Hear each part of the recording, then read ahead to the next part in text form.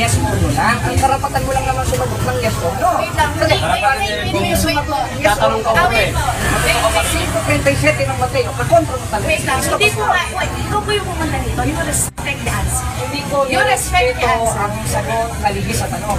Sabi sa sulat ni Apostol Pablo, sa 1:13 ng Tito, sawayin mo ikapagsikan. Ngayon, kung magsasalik ka sa internet, hindi mo kaya Magandang hapon gabi sa ating mga kapatid.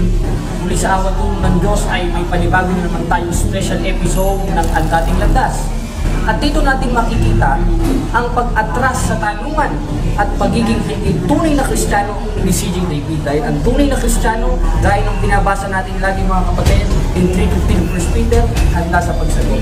At ating panoorin ng kabuluhan ang special episode ng Ang Dating Landas, gaya ng nasa 8:47 ng 1, na ang sa Diyos ay nakikinig sa salita ng Diyos. Tandalang ito na nagsasalita siya ng hindi niya kayang panindigan. Muli mga kapatid, ating panoorin ang video. Hunyo 15, 2025, tanghali sa Tondo, Manila, pumunta ang aming grupo sa tinatawag na sektang Amazing Hope Manila Campus, kung saan ito ang pinamumunuan ni CJ David o isang vlogger na pastor na wala nang ginawa kundi manira sa Iglesia Katolika Apostolika Romana. At makikita natin sa video na kami ay pinatuloy at winelcome at hindi ito dapat maging sanhi ng trespassing. Kung tutuusin, hindi kami ng gulo, kundi ang purpose lang namin ay magtanong gaya ng nasa 4:1 ng unang 1. Pero, kapansin-pansin ang kilos nitong mga miyembro ni CJ David na tila itinatago nila ang pastor nila. Ating panoodin ang video ng lumabas na si Pastor CJ Texon David at hindi na makasagot sa ating tanong. sana yung mga pangasap natin, mag-informal sana. Ngayon, sabi sa mga paratang sa Catholic Church na kami sumasama sa rekulto. Tatanong sana kami bro. Binasa mo doon yung 25 sa isang Exodo. Oo, hindi lang yun. Kaya yung 26:5 na Exodo, ay yung lang yun. At sinatanong ko sa'yo, 25 sa isang Exodo, yung ba ay pumapatungkol? Pero, madali lang. Yung ba ay pumapatungkol sa mga sabi ng Katoliko? Yes or no? Yes or no bro? Yes or no bro? Ang sabi ni Cristo, sa kita, ang sabi ni Cristo, 5:37 ng Mateo, alam mo ang na yan, sagot ano, ninyo, ganyan yung style mo talaga. hindi. Kaya ang tanong ko sa iyo, pumapatungkol ba sa Katoliko o sa mga santos ng Katoliko, ang 25 sa isang Exodo? Yes or no bro? Sagot ka lang. Actually, bro, ganito. Kung yan ang pakay mo talaga. Hindi bro, magtatanong kasi kami. Hindi, kung yan ang Oo. Ang tanong ko naman sa'yo, yes or no? Yung 25 sa isba ng Exodo, pumapatungkol sa mga santos ng Katoliko, yes or no? Bro, nakikita. Hindi, nagtatanong ako, di ako nakikipag-discuss. Kami din may kasali kami tanong. Kung talagang totoong Kristiyano ka, Pastor CJ Texon, 3:15 nung unang Pedro, handa ka dapat sa sumagot. Eh, hindi ka sumasagot ko eh. Makinig ka rin. Tuto ka rin makinig. Ang makikinig ako, kung sasagutin niya, Wait lang, pasensya yung na. tanong ko. May gawain kami sa Panginoon. Hindi ka kasi nakikinig. Sandali ka muna, Wait Pastor. lang, may gawain po kami sa Panginoon. Hindi ba gawain sa Panginoon ang pagtanong o pagsagot sa tanong? Utos yun sa 3:15 ng unang Pedro. Wag mo naman Pero- sabihin na hindi gawain sa Panginoon niya dahil utos yun. Well, sabi sa 6:33 ng Mateo, hanapin niyo muna ang kanyang karyan at kanyang katwiran at lahat ng bagay na ito'y pawang ilalagay sa inyo. At isa doon sa halimbawa ng pag-una sa Diyos, sa 3:15 ng unang Pedro, baka hindi mo alam to, Pastor, yung pagsagot sa tanong. Kaya ang tanong ko sa iyo, yung 25 sa isba ng Exodo, pumapatungkol ba yun sa mga santos ng Katoliko? Yes or no? Bro, ganito. Yes or no lang bro? Gusto ko lang, bro. Hindi kasi masasagot ko na hindi pinapaliwanag. Ganito, bro. Kaya nga, May... ang tanong ko nga sa kanya, yes or no lang. Ang karapatan mo lang naman sumagot ng yes or no. Wait lang, Kasi wait po. yes or no. Wait po. 5:27 ng Mateo, kakontra mo talaga. Wait lang, hindi po nga, ikaw po yung pumunta nito, you respect the answer. Hindi ko You respect the nirespeto answer. ang sagot kaligi sa tanong. Hindi. Dahil ang Ako, tanong ko sa kanya, ako, I yes will not or no, entertain this. patungkol sa mga ribulto o mga santos na Katoliko. Tatanong ko ang tinatanong ko. Sagutin mo, yung 25 sa ispa ng Exodo, pumapatungkol ba yun sa mga santos na Katolikos? Yes or no? Yes, ako na lang po. Yes or no lang bro? Hindi lang kita ng tao. Tao na po bro, hindi naman tayo ang... Respeto. Huwag mo na sinunod. Sige, Paniwala ko, hindi na lang kita. sagot ka mo sa tanong. Wait lang. Harap kita ng maayos. Manners, manners. Sumagot ka na. Kung ganyan ang gusto mong style, hindi kita mapag-meeting. Makinig ka kasi. Hindi mo na yung sariling style. Style na yung mga kapatid ko eh. Na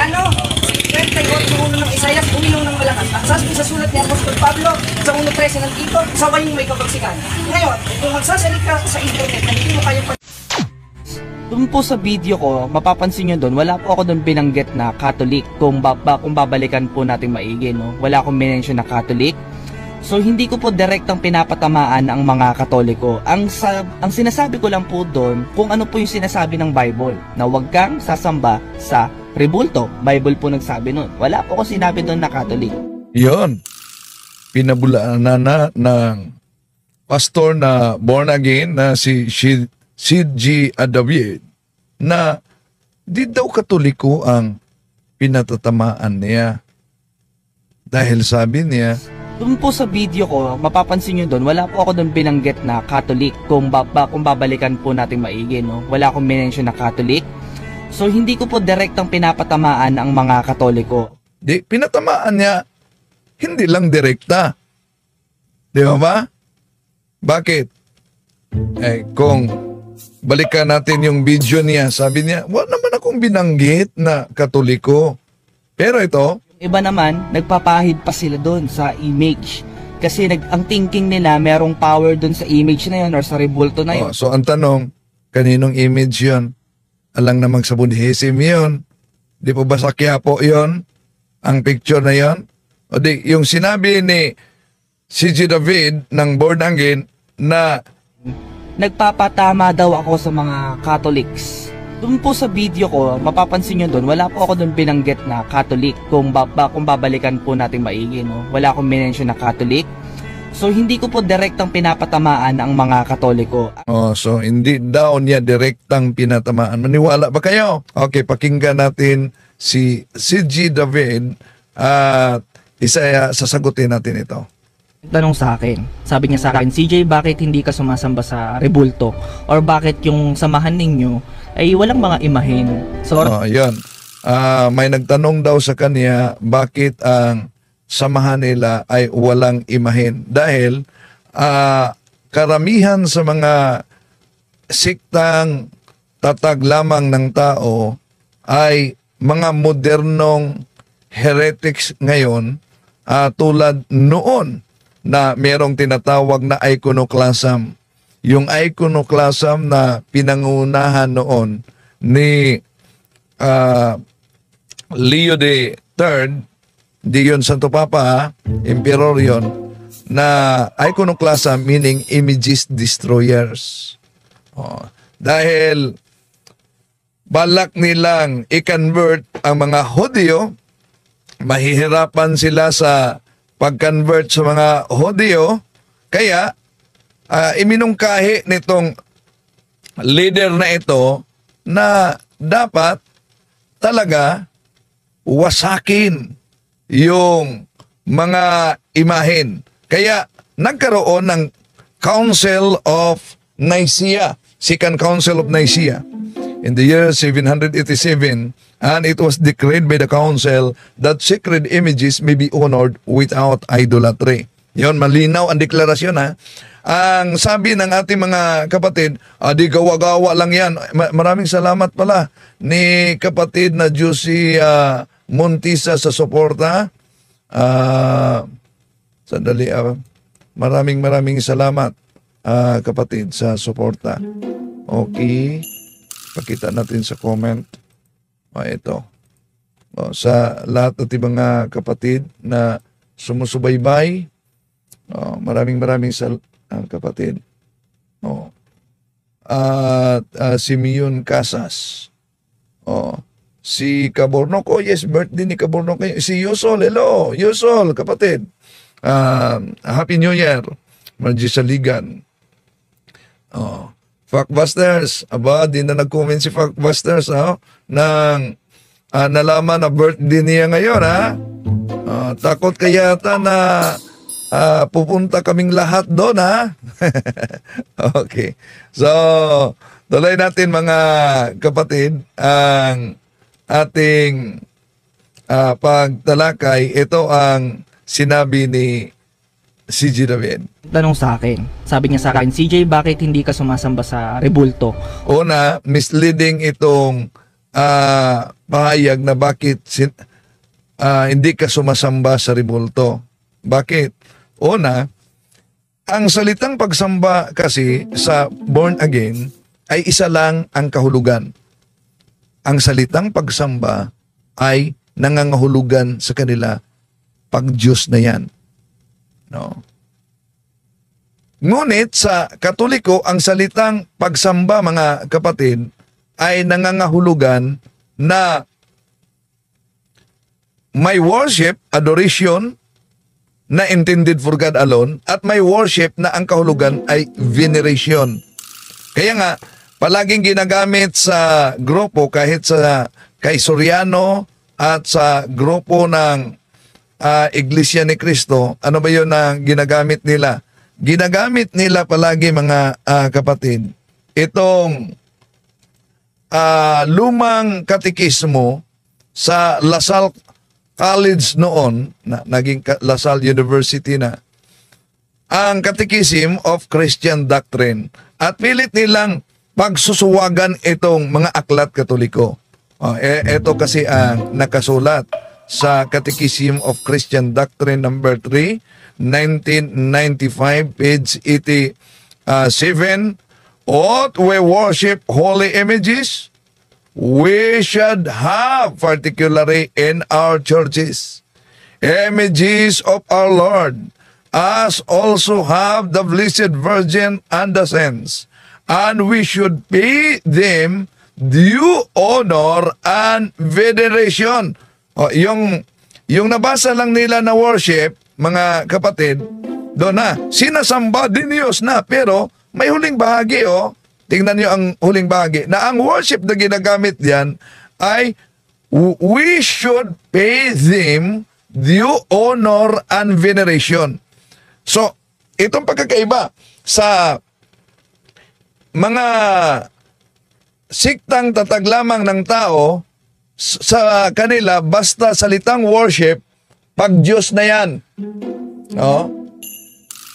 Pero sa Katoliko at sa Bible, kahit sa Bible, yung salitang worship ay hindi nangangahulugan pag Diyos na, kundi paggalang, honor. Halimbawa, balikan natin itong 1 Chronicles chapter 29 verse 20. And David said to all the congregation, "Now bless the Lord your God." And all the congregation blessed the Lord, the God of the fathers, and bowed down their heads and worshipped the Lord and the King. So napansin niyo ba ang mabasa diyan sa 1 Chronicles chapter 29 verse 20? Worshipped the Lord and the King. Dahil po ba may mabasang worship the Lord and the King, ang ibig bang sabihin diyan ay pati na ang hari ay kilalaning Diyos? Ang worship na ginagamit yan, kung pag-aralan nating mabuti at suriin natin sa ibang translisyon ng Bible, King James Version ang ginagamit natin, silipin natin ang 1 Chronicles chapter 29 verse 20. Ito ang mabasa natin. Then David commanded the people, "Praise the Lord your God," and the whole assembly, "Praise the Lord, the God of their ancestors." And they bowed low and gave honor to the Lord and also to the King. So dito malinaw na sa Biblia, hindi ibig sabihin makabasa ka ng worship ay pag Diyos na. Ang worship dito, mga kapatid, ay nangangahulugan ding honor, hindi lang pag Diyos, no? At kaya nga kung ang interpretasyon nila na ang mga imahe ng Katoliko na mga santo ay diniyos natin, gaya sa kanilang interpretasyon na yung worship ay pag Diyos na, malinaw ang Our Catholic Faith by Monsignor Moro, page 220. Ang sabi diyan, "We do not worship the saints. We only honor them as the official friends and servants of God. We adore God alone." So, may pagsusuwagan ba ng sinabi na we do not worship? Dahil ang worship na binabanggit dito ay adoration, hindi veneration. Pero ang honor dito, kahit sa Old English, mga kapatid, worship, veneration yan, na nangangahulugan paggalang. Okay, bakit daw wala silang imahe? Or bakit yung samahan ninyo ay walang mga imahen? Sa oras na to, sasagutin ko yan. Kaya makinig kang maigi. At sa oras ding ito, sasagutin din natin ang kaniyang pahayag dahil alam niyo naman mga kapatid, ang daming natangay sa maling akala. Di po ba? No? Si kapatid na Mamay Isti watching from Northern California. Hello. Okay. Tuloy natin sa pahayag mismo ni si G. David. Kung isa ka sa mga tao na sumasamba din sa mga rebulto or sa mga imahen, pakinggan mo mabuti itong Yung salitang pagsamba sa Catholic, lalo na sa mga imahe, dahil may mabasa nating pagsamba sa mga imahe, yun ay nangangahulugan na paggalang, no? Lalo na ginagamit yung Catechism of the Catholic, Catechism of Christian Doctrine, page 87. Ito ang mabasa natin mga kapatid. Is the worship of the saints confined to their persons? The worship of the saints is not confined to their persons, but it extends also to their relics and images.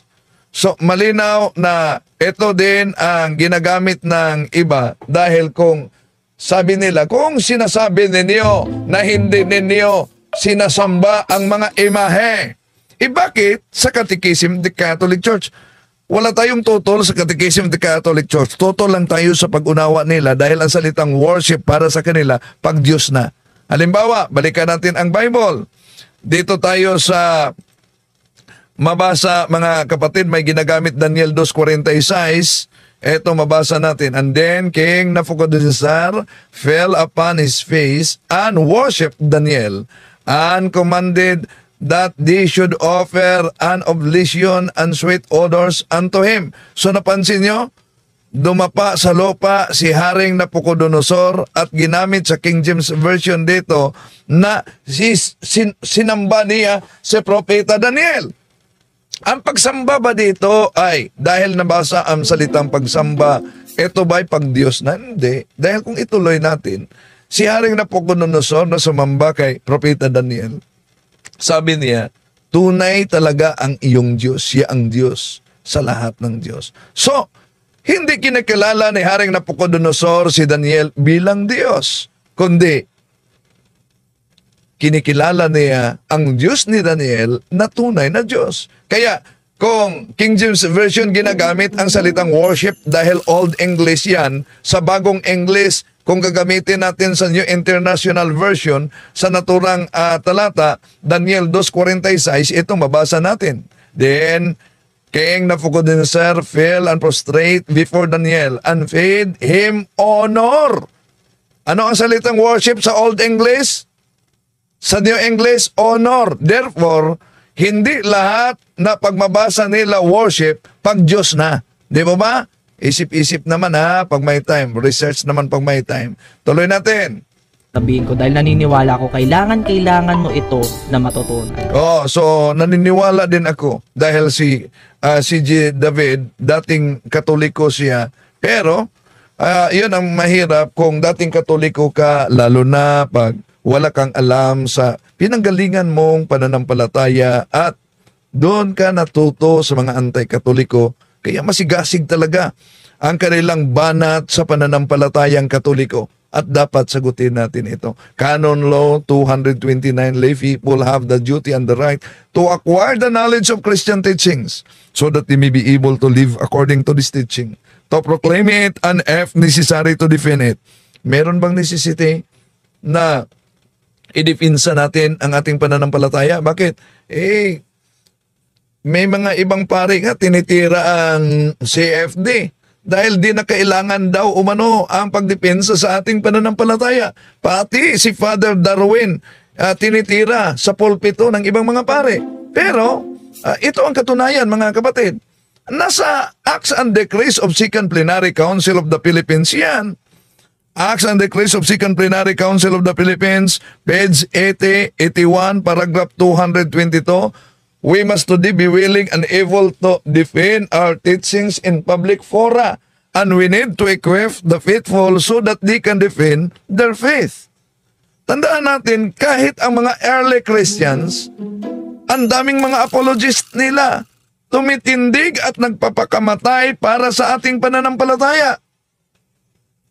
Nag-expire na ba ang kanilang ginagawa? Hindi. Dahil we are dealing with the ancient serpent. So, dahil ancient serpent, the ancient weapon ang gagamitin natin, lalo na apologetics. Malinaw yan sa Acts and Decrees of Second Plenary Council of the Philippines, page 80. Apologetics has been always part of the tradition of the church. Okay.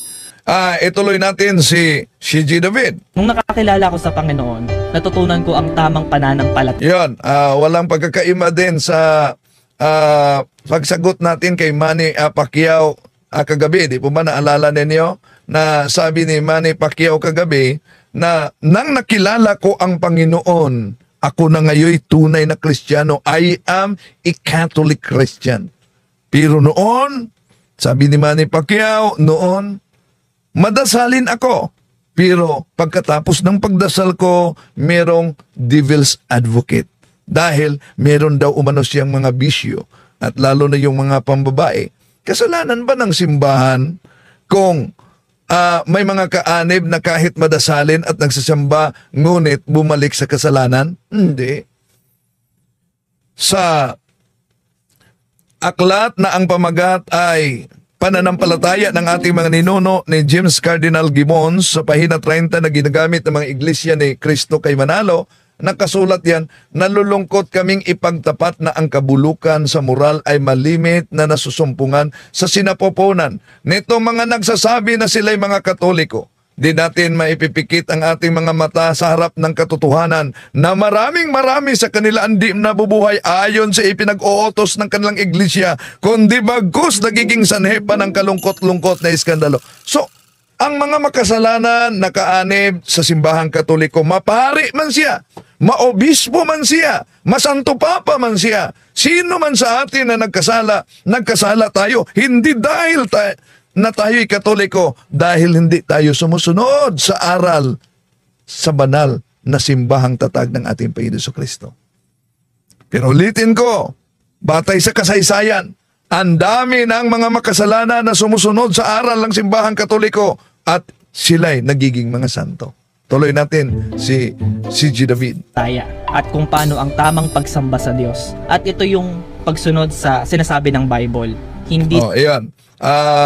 Dinanggit natin itong kagabi para sa di nakapanood kagabi mga kapatid. No, pwede niyong balikan ang video kagabi. No? Dahil ang mga born again kasi na sikta ay meron silang tinatawag na 5 solas. 5 alone. Ano yung 5 alone? Sola Scriptura, Bible alone, sola fide, faith alone, sola gratia, grace alone, sola Deo gratia. So, para sa kanila, yung nakasulat lang talaga sa Biblia ang dapat maniwalaan. At di na sila dapat pa maniwala, mga kapatid, sa idiniklara ng simbahan. Dahil para sa kanila, gawa-gawa na yon ng tao kung wala sa Biblia. Sige nga, anong kalendaryo ang sinundan ninyo ngayon sa New Year?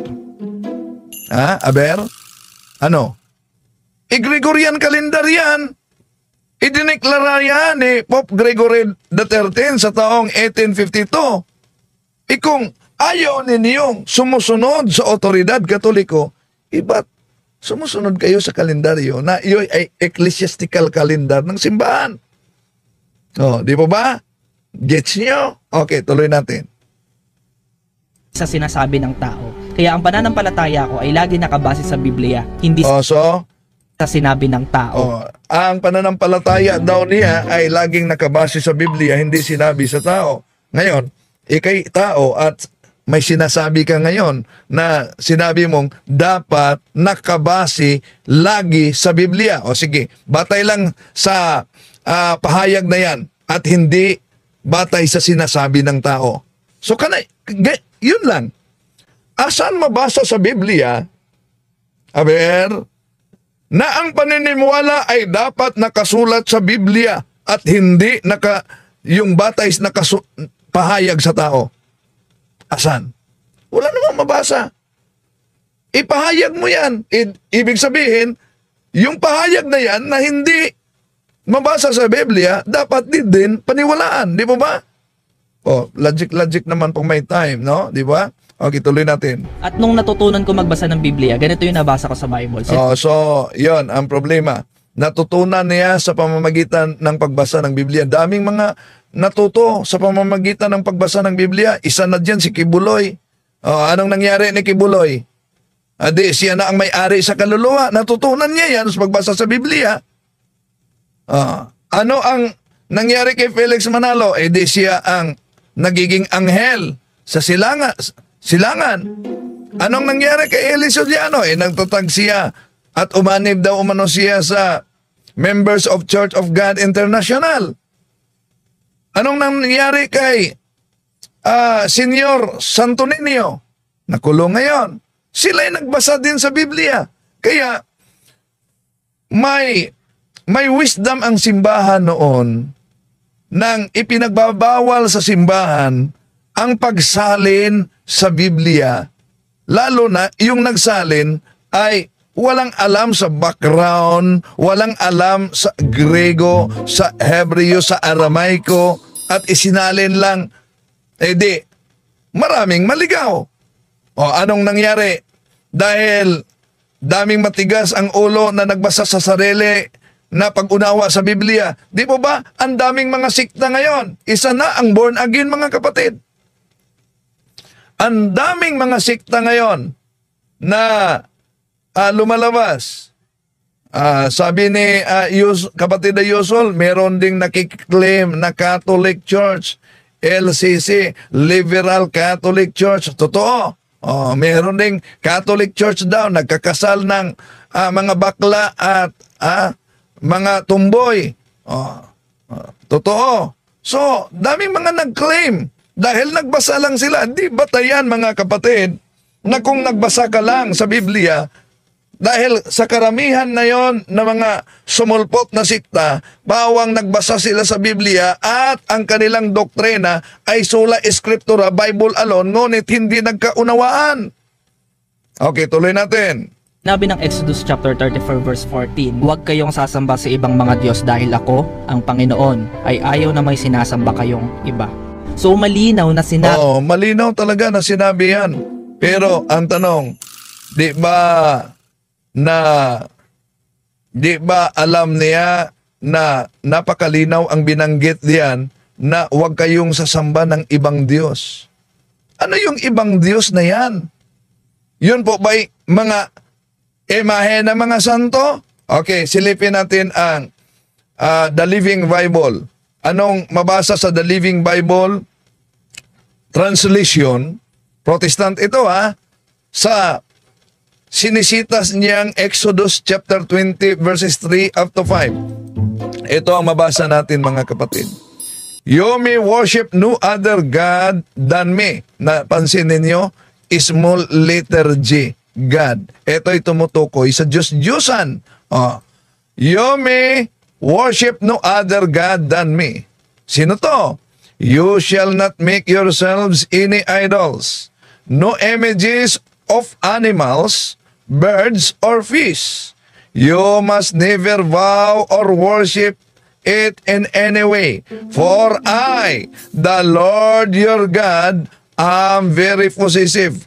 I will not share your affection with any other God. So, malinaw ang binanggit sa naturang talata na ipinagbabawal sa Diyos yung tinatawag na Diyos-Diyosan. Dahil sa Biblia, ang daming Diyos-Diyosan nakasulat diyan. Sino ba yung mga Diyos-Diyosan tinutukoy sa Biblia? Yung larawan ba ng mga santo? Hindi.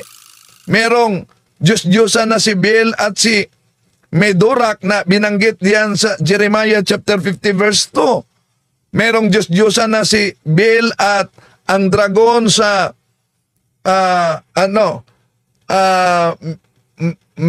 merong Diyos-Diyosan din na tinatawag na Astarte.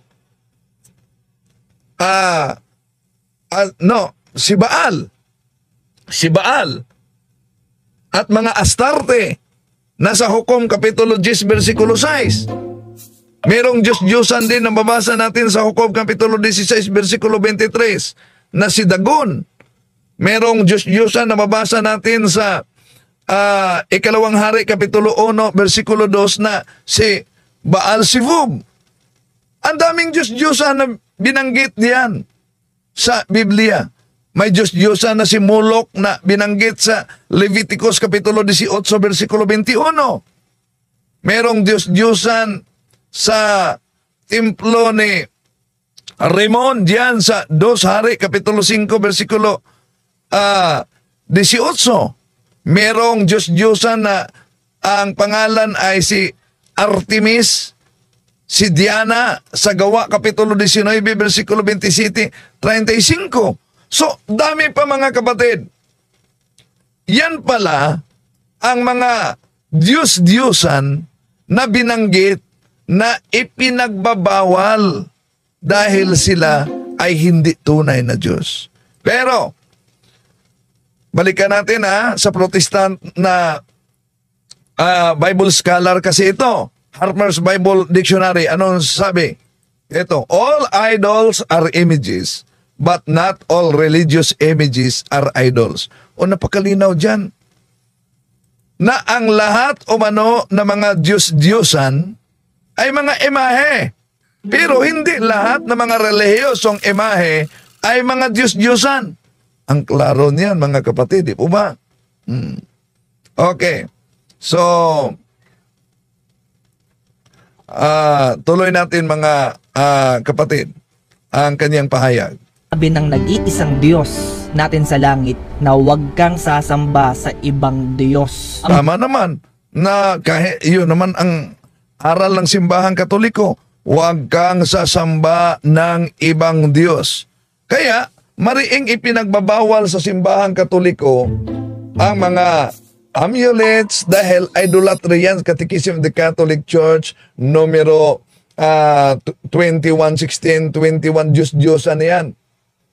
Pero ang tanong, lahat ba na mga larawan diyan sa Biblia ay Diyos-Diyosan na? Hindi. Kaya ang ginawa ng simbahang Katoliko sa mga larawan ng mga santo sa Catechism of the Catholic Church, hindi ang pagdiyos sa kanila, kundi isang paggalang. Tinatawag na veneration. Catechism of the Catholic Church number 2138. The Christian veneration of images is not contrary to the first commandment, which prescribes idols. Indeed, the honor rendered to an image passes to its prototype. And whoever venerates an image venerates the person portrayed in it. The honor paid to sacred images is a respectful veneration, not the adoration due to God alone. O napakalinaw naman yung aral ng simbahang Katoliko mga kapatid, di ba? At ito'y ginagamit ng mga iba't ibang kapatid natin para tuligsain ang ating pananampalataya. Tanong, magagalit ba ang Diyos kung ating igalang lalo na yung mga santo niya? Hindi. Ito ang mabasa sa Christian Community Bible. On that day, the Lord will be glorified in His sins. Oh. So galit ang Diyos sa mga Diyos-Diyosan. Pero ang kapurihan ng Diyos ayon sa ikalawang Tesalonica Kapitulo 1, versikulo 10, on that day, the Lord will be glorified in His sins. Ang problema, ang ating mga kapatid sa iba yung pananampalataya, wala silang mga santo. Diba? Okay, tuloy natin. Diyos natin isa lang at sinabi mismo ng Bible na hindi ka dapat sumamba sa ibang Diyos. At ayaw na ayaw ito ni God na sumasamba ka sa ibang Diyos. O, yan. Tama naman na ayaw talaga ng Diyos na sumasamba ng ibang Diyos. At ang mga santo, hindi yun mga ibang Diyos. Ang mga santo ay bayani ng pananampalataya natin. No. Sila ang mga santo dahil ang tunay na iglesia, kung tignan natin ang unang Korinto 14:33, iglesia ng mga santo. Tuloy natin. Kasi jealous God siya eh. Siya ay mapagbunuhing Diyos. Ibig sabihin, siya ay selosong Diyos. For sure, kapag nalaman mo na yung girlfriend mo or yung boyfriend mo may sinasambang iba, di ba magagalit ka? So, sabi niya, kung malaman mo na yung boyfriend mo o girlfriend mo may sinasambang iba, magagalit ka. Dito pa lang mali na, no? Boyfriend at girlfriend may sinasambang iba, magagalit ka. So, mali na ang statement na ito. Pero, na ginagamit niya. Pero, tama na magagalit talaga ang Diyos sa pagsamba ng Diyos-Diyosan. Lalo na, galit ang Diyos pag iniwan mo ang katotohanan at yayakap ka sa siktang tatag lamang ng tao. Bakit? Unang Juan 2:18-19, nandito na ang mga antikristo. Sila ay kalaban ni Kristo. Sila'y galing sa atin, ngunit sila'y humihiwalay sa atin upang malaman na sila talaga'y hindi kasama natin. Delikado yon. Di po mga kapatid? Delikado yon. Tuloy natin. What more pa si God. Pangalawa, sinabi ng John chapter 4 verse 24, ang Diyos ay Espiritu. Kaya ang sumasamba sa Kanya ay dapat sumamba sa pamamagitan ng Espiritu at katotohanan. So malino na sinabi naman ng Bible na ang Diyos ay Espiritu. Tama naman, wala tayong tutol na ang Diyos ay Espiritu. Pero itong Diyos na Espiritu, alam ng Diyos mismo na tayo hindi mga Espiritu, may katawan tayo. At dahil may katawan tayo, ano ba ang deklarasyon ng pananampalataya nila ni San Juan? Napakalinaw ang deklarasyon ng pananampalataya. Si Santo Tomas, alam niyo ba ano ang deklarasyon sa kanyang pananampalataya? Ito ang deklarasyon ni San Juan sa Juan Kapitulo 20, versikulo 25. Napakalinaw yan, mga mahal na kapatid. No? Ano yung deklarasyon niya? Hanapin natin. Ang sabi kasi diyan, maliban na mahawakan ko at makita ko, hindi ako maniniwala. Ano daw? Maliban lamang na mahawakan niya at makita niya, hindi daw siya maniniwala. So, yun ang deklarasyon talaga. Deklarasyon talaga sa pananampalataya. At maliban dyan, tingnan, ang Diyos ay Espiritu, tama, di ba? Pero, nung nagkasala ang mga Israelita, ang Diyos ay nagpadala sa kanila ng ahas. Ang daming nakagat, daming napatay. So, humihiling sila ng tulong kay Moses. At nag-utos ang Diyos kay Moses, sige, maggawa ka ng tansong ahas. Asan yan mabasa? Sa mga Bilang, Kapitulo 21, versikulo 7 hanggang 8. Anong sabi ng Diyos na Espiritu? Magawa ka ng tansong ahas para sino man ang makagat sa mga makamandag na ahas. Kung sila'y titingin sa ginawa mong tansong ahas, sila ay gagaling. Ngayon,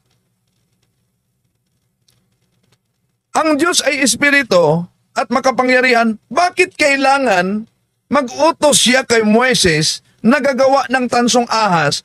Di na lang direkta niyang pagalingin yung mga taong nakagat sa makamandag na ahas? Bakit kailangan pa rin na makakita sila sa tansong ahas na ginawa ni Moises. Di po ba napakalinaw na ang Diyos ay espiritu, pero sa pamamagitan ng tansong ahas, pinadaloy ng Diyos ang kanyang kapangyarihan para gagaling ang sino mang makagat sa makamandag na ahas. Dahil yon ay tinatawag na prefiguration. Prefiguration sa crucifixion ng ating Panginoong Hesus.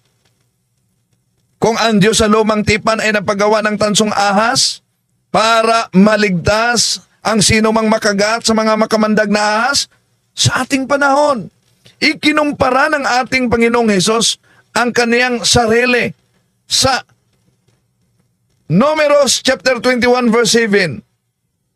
Pero ito ay hindi na ahas, kundi si Kristo mismo. O pang sino man ang titingin sa kanya ay maliligtas. Asan yan mabasa? 1 Kapitulo 3 versikulo 14 hanggang 15. Ito mabasa natin. Kung paanong itinaas ni Moises ang ahas sa ilang, ay gayon kinakailangang itaas ang anak ng tao. Ito ay upang ang sinumang sumasampalataya sa kanya ay hindi mapapahamak kundi magkaroon ng buhay na walang hanggan. Ikinumpara ng ating Panginoon ang kanyang sarili mismo sa tansong ahas, mga kapatid. Now, ngayon, sa bagong tipan ba, mabasa ba natin na may nagawa ng larawan mismo ng ating Panginoon Jesucristo na ipinako doon sa cross? At itinaas yan kung gagamitin natin ang Protestant translation na The Living Bible. Dahil gusto nila, di po ba, sabi ni C.J. David, pag mabasa sa Biblia, dapat yun ang paniniwalaan. Pag hindi sa Biblia, hindi dapat paniniwalaan. Dahil sa tao lang yan. O sige, gamitin natin ang Protestant na salin. Ito, mabasa sa Galatians chapter 1 verse 3 sa The Living Bible. O foolish Galatians, what magician has hypnotized you and cast an evil spell upon you? For you used to see the meaning of Jesus Christ's death as clearly as though I have waved a placard before you with a picture on it of Christ dying on the cross. Ano daw? Napakalinaw ang nakasulat. Itinaas niya ang placard with a picture on it of Christ dying on the cross. Di po ba gusto nila? Dapat yung mabasa sa Biblia with a picture on it of Christ dying on the cross.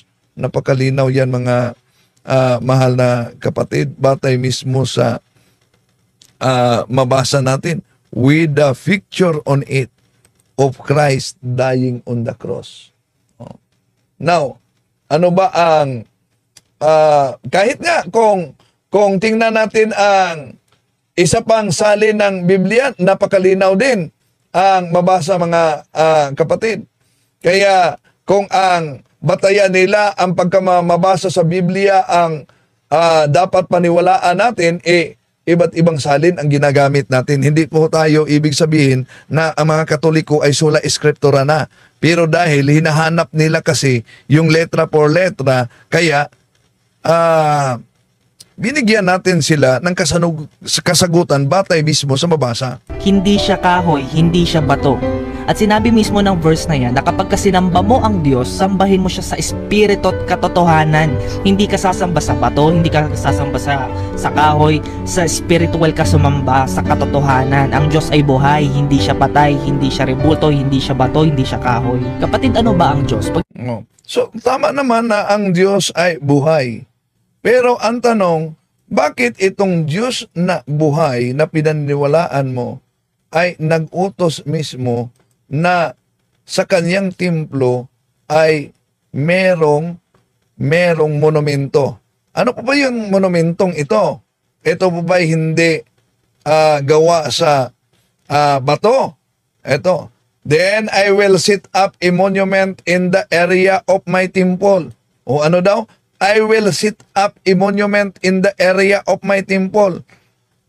So ano ang kabuluhan nitong monumentong ito? Bakit may monumento talaga? Kahit nasa ikalawang hari, kapitulo 23, versikulo 15 hanggang 18, di po ba pinagiba ng Diyos ang lahat ng mga monumento ng Diyos-Diyosan? Winasak, sinunog. Pero di niyo ba yun nabasa? Na nakita ni Propeta Josnias may monumento na nakatindig. At nagtanong siya, kaninong monumento yan? At ang sagot naman ng mga tao, monumento yan ng propeta. Anong sabi ni Propeta Josnias? Huwag nyo yang galawin. So, ibig sabihin, hindi lahat ng mga larawan at monumento ay Diyos-Diyosan. Kaya sa salin ng Biblia Protestante, the Living Bible, Joshua chapter 4 verses 6 up to 7, we will use them to build a monument so that in the future, when your children ask, what is this monument for? You can tell them, it is to remind us that the Jordan River stopped flowing when the ark of God went across. The monument will be a permanent reminder to the people of Israel of this amazing miracle. See? The monument will be a permanent reminder of this amazing miracle. Napakalinaw mga kapatid, na hindi pala lahat na mga imahe o Diyos-Diyosan ang ipinagbabawal diyan sa Biblia. Hindi lahat ng mga imahe ay Diyos-Diyosan. Ang ipinagbabawal ay yung mga Diyos-Diyosan lang. At tulad dito sa Deuteronomio Kapitulo 4, versikulo 16. Baka kayo'y mga kasama at kayo'y gumagawa sa inyo ng isang larawang enanyuan na kawangis ng alinmang larawan na kahawig ng lalaki o babae. Bakit binanggit diyan? Dahil ang interpretasyon ng ibang sikta dito, alam nyo? O di po ba? May kahawig ng babae at lalaki. So therefore, ito ay mga Diyos-Diyosa na tulad ni Santa Maria, babae at lalaki, San Lorenzo Ruiz, mali. Bakit? Sa Lumang Tipan, may mga Diyos-Diyosa na silang babae at lalaki. Unang Hari, Kapitulo 11, versikulo 33, mga kapatid, ito mabasa natin. Ginawa ko ito sapagkat tinalikuran niya ako at naglingkod kay Astarte, ang Diyos ng mga Sidonyo, kay Kamos ang Diyos ng Edom, at kay Malok ang Diyos ng mga Amomita. Hindi sila namuhay ng ayon sa kalooban ko. Hindi niya ginawa ang gusto ko, at hindi niya sinunod ang aking mga utos at tuntunin. Hindi nga niya sinundan ang halimbawa ni David. Yun ang ipinagbabawal ng Diyos sa Biblia, mga kapatid. So, hindi lahat na mga larawan diyan sa Biblia ay Diyos-Diyosan. Napaka linaw diyan, pero parang pilit talagang iniwasan nito mga kapatid natin sa iba yung pananampalataya. Sa kanilang atake at pagtuligsa sa pananampalatayang Katoliko. Iniiwasan talaga nila yan. So, pero ang tunay na simbahan ay simbahan ng mga banal. Simbahan ng mga santo. O, tingnan nyo. 1 Corinthians chapter 14 verse 22. Anong sabi ni San Pablo dito? For God is not the God of dissension, but of peace, as also I teach in all the churches of the saints. Sa lahat ng mga simbahan ng mga santo. Tanong, bakit sa Biblia, di ba nila alam na kung tingnan natin ang Biblia, mga kapatid, ay merong mga makita natin na mga kerubin. Dahil kahit sa bagong tipan, ulitin ko, ang deklarasyon ng pananampalataya ni Santo Tomas, malinaw yan sa San Juan Kapitulo 20, versikulo 25. Sinabi nga ng ibang mga alagad sa kaniya, nakita namin ang Panginoon. Sinabi niya sa kanila, malibang makita ko ang tanda ng mga pako sa kaniyang mga kamay at mailagay ko ang aking daliri roon at maipasok ko ang aking kamay sa kanyang tagiliran, kailanman ay hindi ako maniniwala. Anong punto dito? Ito'y deklarasyon ng pananampalataya. Ano daw? Nangangailangan siya ng makita. Nangangailangan siya ng mahawakan. Kaya, sinagot natin yung isang pastor na mga ngaral na born again, mga kapatid, kung maalala ninyo, ano yung sabi niya? Bakit daw umano maglagay pa ng larawan diyan sa bahay? Hindi ba nila alam? Sa unang mga hari, Kapitulo 6, versikulo 29. Anong mabasa dito? At kanyang inukitan ang lahat na panig ng bahay sa palibot ng mga ukit na larawan ng mga kirubin at ng mga puno ng palma at ng mga bukang bulaklak sa loob at sa labas. Ano daw? Ang inukitan ng larawan na nasa paligid sa bahay. Merong tinatawag na palm tree, puno ng palma. Merong mga inukit na kirubin. Ang tanong, bakit may puno ng palma? Dahil prefiguration din ang puno ng palma. Ang puno ng palma sa Old Testament, Awit Kapitulo 92, versikulo 12, ito'y sumisimbolo sa mga banal na tao. The righteous shall flourish like the palm tree. Ano daw? The righteous shall flourish like a palm tree.